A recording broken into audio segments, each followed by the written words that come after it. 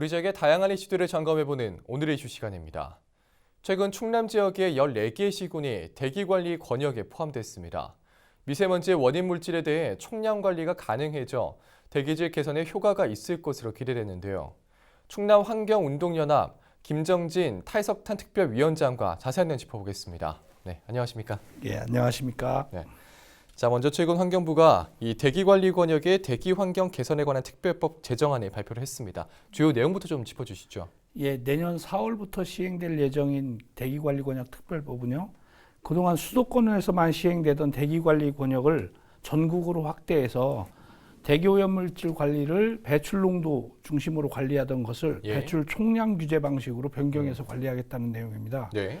우선 대기오염물질 배출량이나 기상 여건, 지리적인 위치 등을 감안해서 전국의 지자체를 심각지역, 우려지역, 관리지역, 유지지역 이렇게 나눈 다음에 이것을 바탕으로 해서 전국을 수도권, 중부권, 남부권, 동남권 이렇게 크게 4개 권역으로 설정해서 권역별로 대기오염 관리를 시행한다는 내용입니다.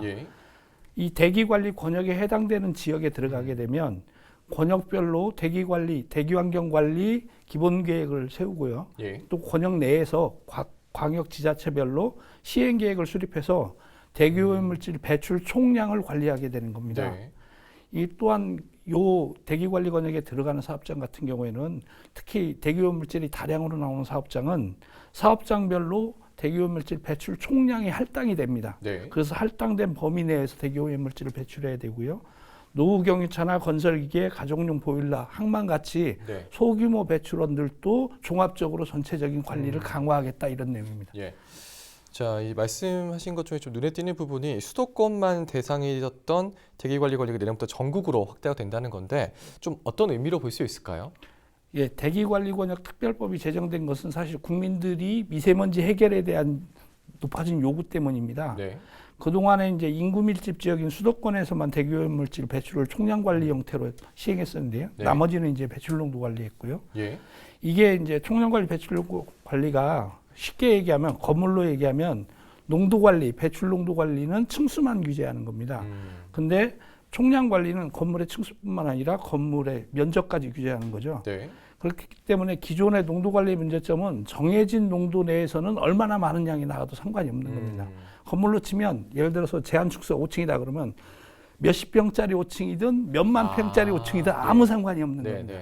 그렇게 관리가 안 되는 거죠, 실질적으로. 그래서 이제 환경단체에서도 그동안 실질적으로 대기오염물질을 줄이려면 배출 총량 관리가 반드시 필요하다 이런 얘기를 끊임없이 했었습니다. 그래서 결국은 정부도 실질적인 대기오염을 감축하고 미세먼지를 관리하려면 총량 관리가 필요하다고 인정하고 이걸 전국으로 확대한 겁니다. 사실 대기오염물질이 이 어느 특정 지역의 하늘에만 딱 머물러 있는 게 아니지 않습니까? 이게 항상 바람에 타고 움직이는데 2016년도 4월에 감사원 감사보고서에 의하면 충남 서해안에 있는 석탄화력에서 발생하는 오염물질이 수도권 미세먼지의 28%가량 영향을 미친다는 보고도 있었습니다. 그만큼 이제 이 대기오염물질은 전국적으로 광역으로 관리해야 되는데요. 결국 정부가 대기오염물질 미세먼지를 관리하려면 특정 수도권이나 이런 특정 지역만 관리하는 게 아니라 전국적으로 그리고 전체적인 총괄적인 범위 내에서 배출원 모두를 관리해야 된다. 이걸 인정한 결과라고 봅니다. 자, 또 특히 우리 충남 지역의 경우에 금산군을 빼고 14개의 시군이 포함이 되면서 시사하는 바가 좀 크다고 볼 수 있는데 어떻게 보고 계십니까? 예, 그 전국 4개 대기관리 권역 중에 중부권에 이제 포함되는데요. 중부권에는 대전과 세종 전 지역, 그다음에 충남 금산을 뺀 충남 전 지역, 그다음에 충북의 6개 시군, 전북의 3개 시가 포함되어 있습니다. 정부가 대기관리 권역을 이렇게 넓게 설정하는 이유는 이 관리 권역을 기초지자체별로 조그맣게 설정하면 해당되지 않는 인접지역으로 오염물질 배출 사업장이 이동을 합니다. 흔히 풍선 효과라고 하는데 이쪽을 누르면 이쪽이 튀어나오듯이요. 그렇기 때문에 이렇게 좁게 설정하면 정책 효과를 달성할 수가 없습니다. 그래서 이제 청양이나 계룡 같은 지역은 우리나라의 초미세먼지 농도 기여도가 하위 50% 지역입니다. 그래서 사실은 크게 심각한 지역이 아닌데도 주변에 심각지역이나 우려지역이 둘러싸여 있다 보니까 여기도 포함시켜서 관리하지 않으면 다 이쪽으로 몰린다는 거죠. 그래서 이제 포함되어 있는 거고요. 대기관리 권역으로 지정되면 광역지자체별로 할당 총량이 규정이 됩니다. 그리고 그 광역지자체별로 규정된 총량 범위 내에서 해당 지역의 기업체나 이런 데들이 할당량이 지정이 됩니다. 예. 그렇기 때문에 그 할당량이 지정된 범위 내에서 총량을 초과하는 형태로 사업장을 추가로 허가하는 게 불가능해집니다. 만약 대기오염 배출량이 큰 사업장이 딱 들어오면 네. 할당량을 그만큼 잡아먹기 때문에 다른 사업장이 들어갈 수 없는 거죠. 그런 식으로 결국 충남 도내 전체 상황을 고려하면서 예. 배출량을 관리할 수밖에 없고 대기오염 배출 사업장도 자기 할당된 양 내에서 관리하는데 신중해질 수밖에 없는 겁니다. 네. 자, 이 대기관리 권역에 포함된 지역에서는 미세먼지 원인 물질에 대한 관리가 강화가 될 텐데 좀 어떤 부분들이 좀 달라지게 될까요? 이게 여러 가지 수치가 나오는 거라 좀 하긴 한데요. 네. 우선 가장 크게는 산업 부분일 겁니다. 이 네. 사업장의 경우에는 최근 2년 동안에 그러니까 대기오염 물질이 다량 배출되는 사업장 중에서 연간 배출량이 황산화물 4톤, 질소산화물 4톤, 먼지 0.2톤을 한 번이라도 초과한 사업장은 이 총량관리 대상에 들어갑니다. 예.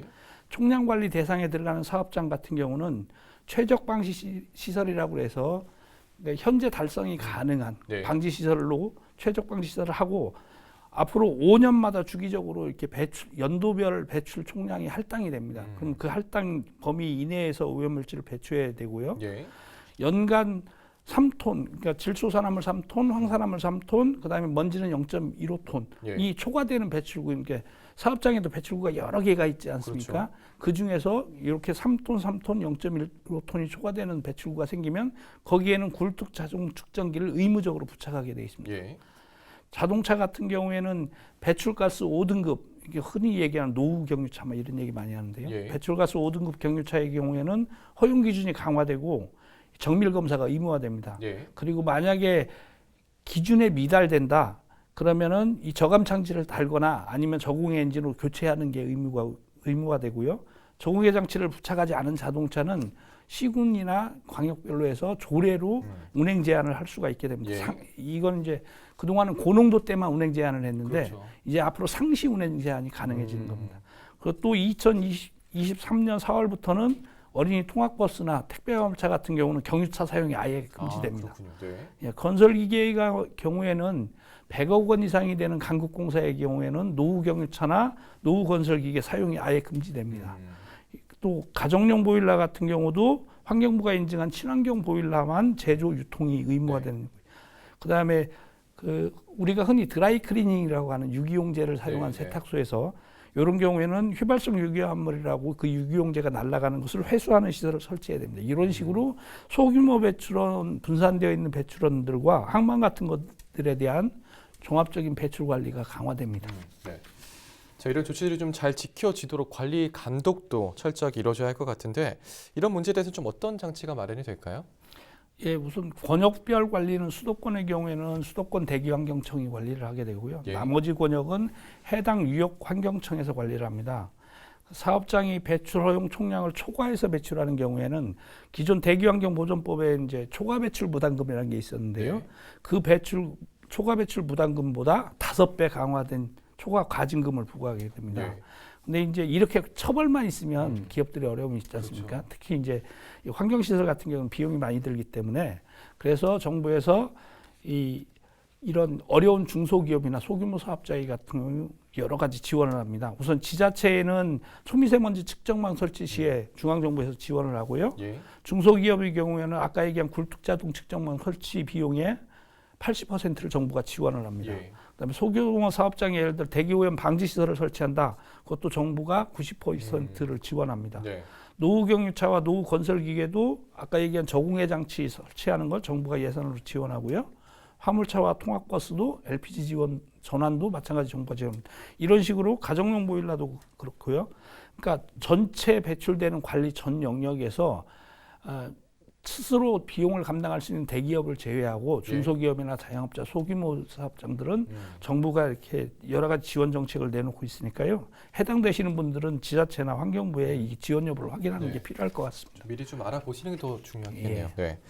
자, 그러면 주민들이 체감하는 이 미세먼지 절감 효과로 좀 이어질 수 있을지 주목이 되는데 좀 어느 정도 효과가 있을 것으로 보십니까?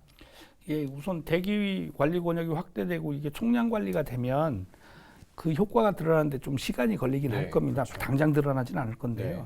그렇다 하더라도 이 법안의 도입 효과가 시간이 가면 갈수록 그 효과가 분명하게 나타날 것으로 봅니다. 그동안 이 농도 규제만 하면 실질적으로 이 감축되는 게 없이 네. 그 얼마나 배출되는지도 제대로 확인 못할 정도였는데요. 네. 그래서 환경단체에서 배출 총량 관리를 요구한 거고요. 만약에 지역별로 배출 총량이 결정이 되면 대기오염물질 다량 배출 사업장이 지역으로 들어오는 게 힘들어집니다. 예. 일단 그 다음에 각 사업장도 매년 줄어드는 할당량이 딱 정해지기 때문에 그 할당량을 달성하기 위해 노력할 수밖에 없습니다. 그럼 이러한 조치들이 이제 쌓여갈수록 그 성과들이 분명하게 드러나게 되겠죠. 네. 자, 그럼 이제 마지막으로 방송을 통해서 전하고 싶으신 말씀이 좀 있을까요? 예, 우선 이 법안의 시행을 환영하면서도 약간 우려하는 게 있습니다. 네. 그러니까 작년 말 서울 수도권에서 보면 배출 허용 총량 대비해서 실제 배출량이 70% 수준밖에 안 됩니다. 네. 그만큼 이제 배출 허용 할당량이 굉장히 과다하게 할당돼 있습니다. 네. 그래서 배출 허용 할당량을 적정 수준으로 강화해야 실제로 사업장에서 미세먼지를 줄이기 위한 노력들을 할 수 있는 실효성이 높아지는데요. 네. 이 법이 실제로 시행되게 되면 시행하면서 수도권처럼 이렇게 할당을 느슨하게 하면 아무런 효과를 발휘할 수 없을 겁니다. 네. 그래서 이 부분에 대한 신경이 필요하고요. 또 하나는 수도권 대기환경관리청에서 관리를 하는데 나머지 지역들은 그냥 지역 유역환경청에서 관리를 하게 됩니다. 예. 실질적으로 효과를 내려면 수도권 대기환경관리청처럼 각 권역별로 대기관리 전담청을 마련하고 거기서 지속적으로 집중적인 대기관리를 해야 된다고 봅니다. 네, 알겠습니다. 이 부분 저희가 앞으로도 계속 지켜봐야 될 것 같네요. 네, 오늘 말씀 고맙습니다. 예, 고맙습니다. 네, 지금까지 충남환경운동연합 김정진 탈석탄 특별위원장과 이야기 나눠봤습니다.